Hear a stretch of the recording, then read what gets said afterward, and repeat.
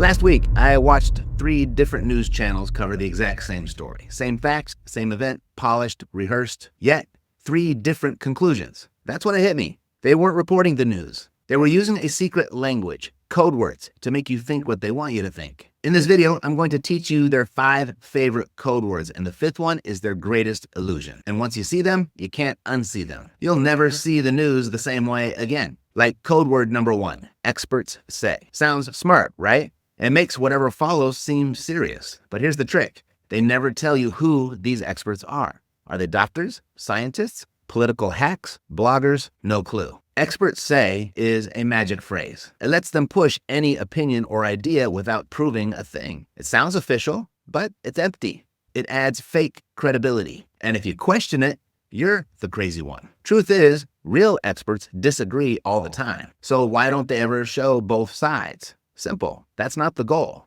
The goal is to convince you fast, with no questions asked. The media doesn't always lie outright. Instead, they twist things using polished language. These 5 code words are how they do it.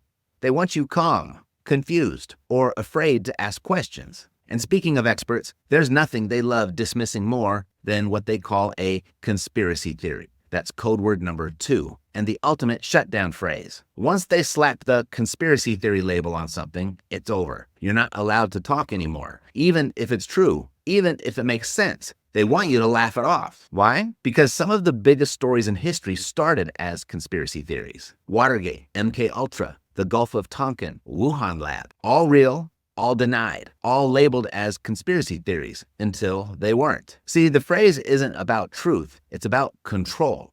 Call something a conspiracy and people stop asking questions. In the media, they love that. But when calling something a conspiracy theory isn't enough, that's when they pull out their next favorite word. Code word number 3, debunked. This one's sneaky. Debunked. Sounds final, like something's been fully disproven. But here's the truth. Most of the time, debunked just means someone didn't like it. Maybe another reporter disagreed. Maybe a government agency said it wasn't true. But was it actually debunked? As in proven false with facts? They use it as a shortcut. They say, that claim already debunked. And poof, story over. You're supposed to move on now. Stop thinking. No debate, no evidence, just done. So next time you hear that word, pause. Ask, who debunked it? How? Was there proof? Chances are you won't find much. Of course, when they can't actually debunk something, they have another trick up their sleeve. They label it as a code word number 4, unverified. Now this one's clever, unverified. It sounds like the media is being careful, right? Like they're not jumping to conclusions. But watch what they do. They still run the story. They still show the footage. They still push the narrative. Then they throw in unverified like a shield. It lets them have it both ways. They can say, hey, we didn't say it was true, but they planted the idea in your head anyway. If it turns out to be false, no problem. They just say, hey, well, we told you it was unverified. It's a built-in excuse, a way to push risky info without taking the blame. Smart? Yeah. Honest? Not really. And when unverified isn't enough to push their narrative, that's when they bring in their biggest illusion of all. Code word number 5, sources say. Sounds like they have inside information, like they're plugged into powerful circles. But what sources? Who said it?